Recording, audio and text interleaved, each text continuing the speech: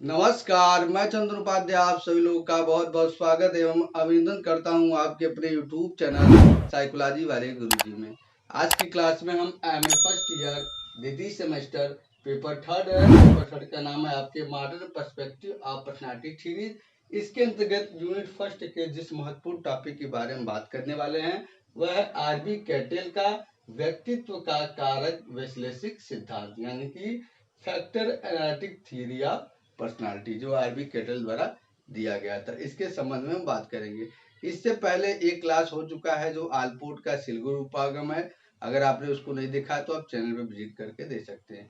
जैसा कि आप जानते हैं कि आपके अपने यूट्यूब चैनल पर एमए सेकेंड सेमेस्टर के चारों पेपर की क्लासेस क्रम वाइज चल रही है, इसलिए आप सभी लोग जो है क्लासेस देखने के लिए चैनल से जुड़ जाएं, जिससे आप लोग लाभान्वित हो। चलिए आज की क्लास को शुरू करते हैं और समझते हैं कि आरबी कैटल का कारक विश्लेषिक सिद्धांत क्या है। देखिए, ये जो कारक विश्लेषिक व्यक्तित्व सिद्धांत है, इसके मुख्य प्रवर्तक में आरबी कैटल, एजाइजेंग तथा गिलफोर्ड को माना जाता है। लेकिन जो काम इस सिद्धांत पे ज्यादा किया है आरबी कैटल ने किया है, इसलिए इसको आरबी कैटल का व्यक्तित्व का कारक विश्लेषिक सिद्धांत कहा जाता है। इस सिद्धांत की दो मान्यता है। पहला मानता है यह सिद्धांत व्यक्तित्व की बीमाओं में न कि अलग अलग शील गुणों में विश्वास करता है।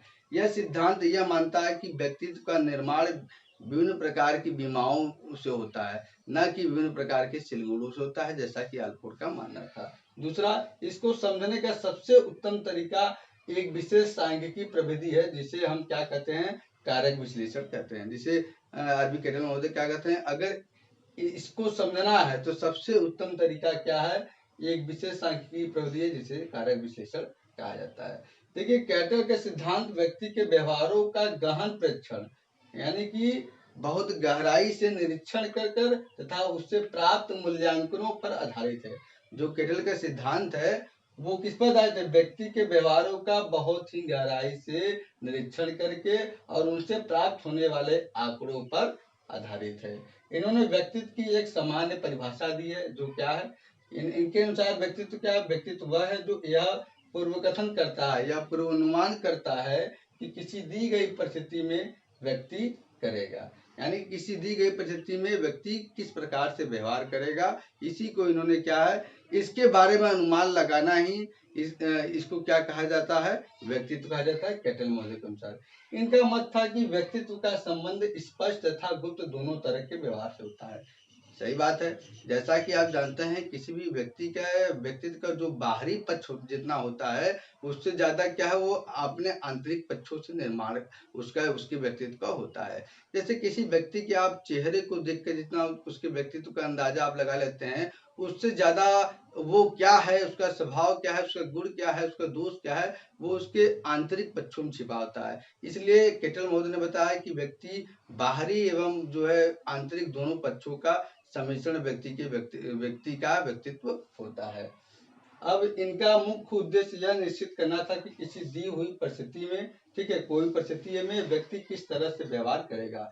ये मेन इनके सिद्धांत के यही है कि इनके सिद्धांत के ये उद्देश्य लेकर क्या चले थे कि कोई अगर परिस्थिति व्यक्ति को दी जाए तो व्यक्ति किस प्रकार से व्यवहार करेगा, इसके बारे में पहले से ही अनुमान लगाया जा सकता है। इसके लिए उन्होंने व्यक्ति, जिसको पर्सन कहा है, परिस्थिति सिचुएशन तथा इन दोनों का अंतर क्रियाओं को महत्वपूर्ण बतलाया है। मतलब अगर किसी व्यक्ति को कोई परिस्थिति दी जाए तो वो किस प्रकार से व्यवहार करेगा, इसके बारे में पहले से अगर अनुमान लगाना है तो कैटल महोदय ने इसके लिए एक सूत्र बताया है, R बराबर एफ कोष्टक में P इंटू यस। R मतलब क्या हो, व्यक्ति की अनुक्रिया रिस्पांस, अगर ये जाननी है तो P मतलब क्या है, पर्सनालिटी व्यक्तित्व, यस मतलब क्या है, दी गई उद्दीपक परिस्थिति, और यह मतलब फंक्शन या अंतःक्रिया, यानी कि व्यक्ति परिस्थिति तथा इन दोनों की अंतःक्रियाओं के सम्मिश्रण से किसी व्यक्ति की अनुक्रिया या व्यवहार का पता लगाया जा सकता है।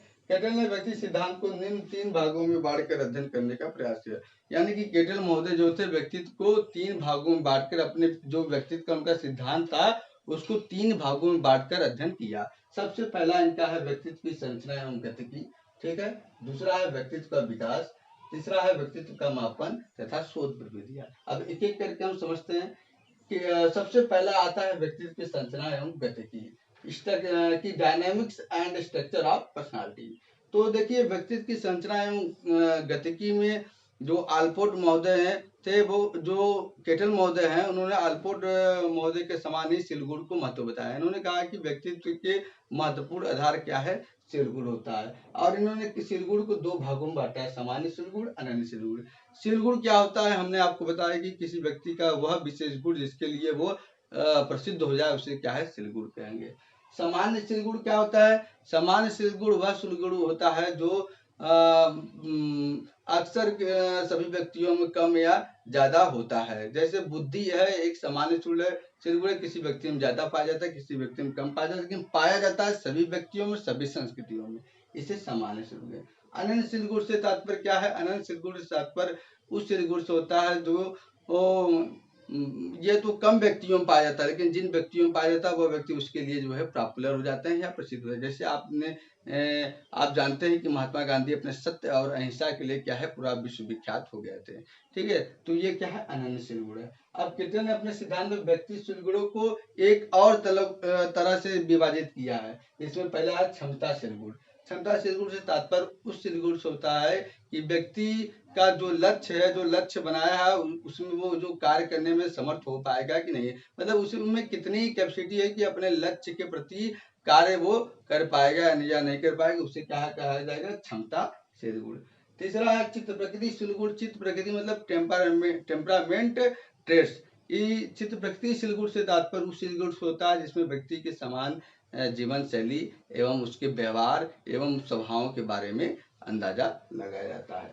गत्यात्मक सिलगुड़ क्या है, गत्यात्मक सिलगुड़ से तात्पर्य उस सिलगुड़ से होता है जो व्यक्ति अपने कार्य को किस प्रकार से अग्रसारित करता है या अपने लक्ष्य के प्रति जो वो कार्य कर रहा है उसके प्रति किस तरह से आगे बढ़ता है, उसे हम क्या है, गत्यात्मक सिलगुड़ कहते हैं। गत्यात्मक सिलगुड़ को केटल महोदय ने महत्वपूर्ण बताया है, इसलिए इस पे इन्होंने विस्तार से चर्चा किया है। इसको इन्होंने तीन भागों में बांटा है, पहला है अर्घ, दूसरा मनोभाव, तीसरा है मनोवृत्ति। अर्घ क्या है, अर्घ शब्द की उत्पत्ति ग्रीक भाषा के अर्गॉन से हुई है, जिसका अर्थ होता है कार्य या ऊर्जा। यानी कि व्यक्ति अपने जो कार्य कर रहा है, जो व्यक्ति लक्ष्य बना उसके प्रति जो कार्य कर रहा है, तो वो कितनी कार्य या ऊर्जा के साथ व्यक्ति अपने कार्य को करता है, इसको हम अर्घ कहते हैं। मनोभाव क्या है, सेंटिमेंट। मनोभाव तात्पर्य व्यक्ति के सांवेगिक व्यवहार एवं सांवेगिक मनोभाव से होता है।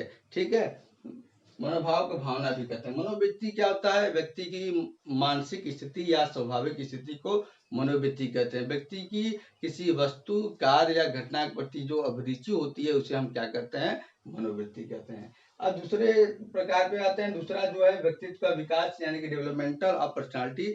व्यक्ति के विकास के बारे में बताने के लिए उन्होंने 6 प्रमुख विकासात्मक अवस्थाएं बताकर व्यक्ति के विकास को स्पष्ट करने का प्रयास किया है। सबसे पहला क्या है, शैशवा अवस्था, जो क्या है, जन्म से 6 साल तक की अवस्था होती है। और इस अवस्था में क्या होते हैं, जो बच्चे होते हैं वो अपने माता पिता तथा भाई बहनों से जो अनुभव प्राप्त करते हैं, जो सीखते हैं, उसी के आधार पर आगे बढ़ते हैं।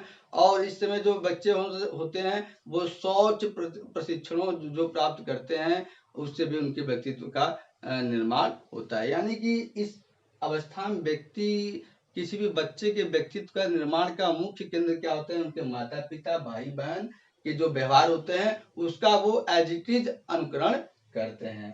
ठीक है, दूसरा है बाल्यावस्था। बाल्यावस्था कितना है, 6 साल से लेकर 14 साल की अवस्था है। यह इस अवस्था में बच्चा क्या है, माता पिता, भाई बहन से अलग होकर अपना एक जो है अलग समूह बनाता है, अपने हिसाब से बच्चों की एक समूह बनाता है, टोली बनाता है और उन्हीं के साथ खेलता है। और जैसी उनकी टोली होगी उस हिसाब से उनके व्यक्तित्व का निर्माण भी होता है। अगला है किशोरावस्था। किशोरावस्था 14 साल से 23 साल की अवस्था है। जैसा कि आप जानते हैं कि स्टैनली हॉल महोदय ने कहा था, किशोरावस्था बड़े संघर्ष, तनाव एवं तूफान की अवस्था होती है। इसलिए इस अवस्था को केटल ने तनावपूर्ण एवं समस्यापूर्ण बताया है। इस अवस्था में बच्चों में क्या है, विभिन्न प्रकार के सांवेगिक, पारिवारिक, करियर को लेकर इत्यादि प्रकार की समस्याएं उत्पन्न होती है, जिससे कभी कभी उनके व्यक्तित्व में विकृति उत्पन्न हो जाती है।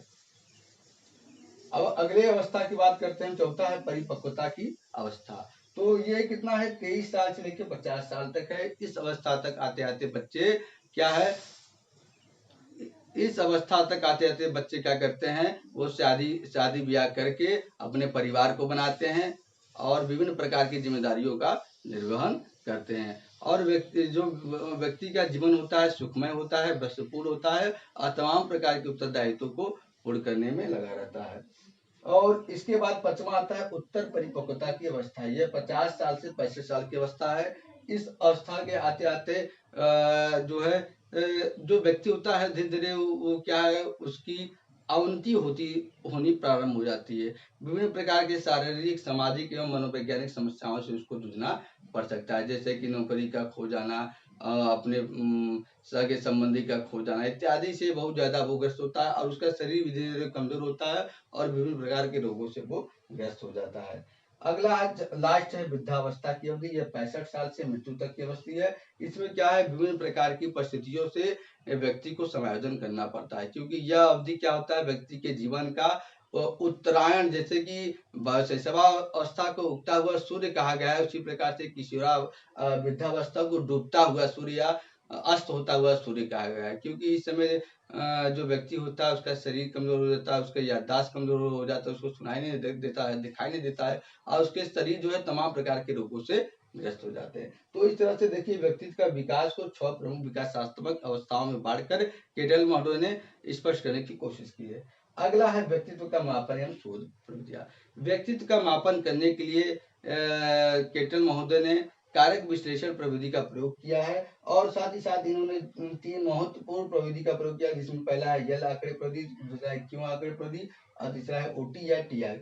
यल आंकड़े प्रविधि से तात्पर्य उस प्रविधि से है जिसमें क्या होता है, किसी भी व्यक्ति के जीवन का जो पुराना रिकॉर्ड होता है उसका अध्ययन करके आंकड़े एकत्रित किया जाता है, तब उसके हिसाब से उसके व्यक्तित्व को बताया जाता है।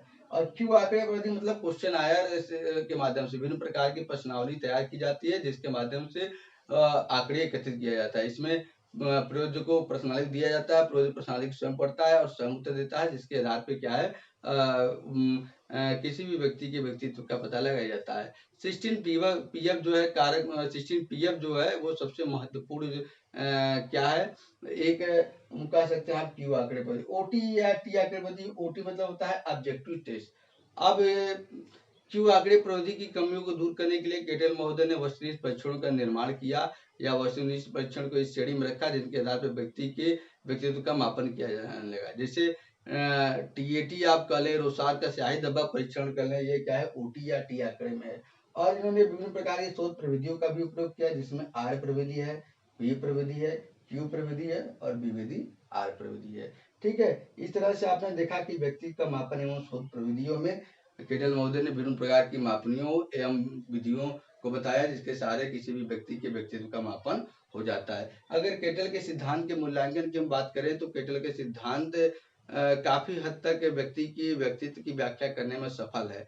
विभिन्न मनोवैज्ञानिकों ने इनकी जो है प्रशंसा की है कि इन्होंने व्यक्तित्व के जो विकासात्मक पहलू है उसको अधिक स्पष्ट किया और बताया कि उसका कैसे व्यक्ति के व्यक्तित्व पर प्रभाव पड़ता है। लेकिन अगर आलोचना की बात करें तो विभिन्न मनोवैज्ञानिकों ने यह भी बताया कि केटल महोदय ने क्या है व्यक्तित्व की संरचना एवं गतिकी पर ज्यादा फोकस किया है, जो सही नहीं है, अब बाकी बच्चों को इग्नोर किया है।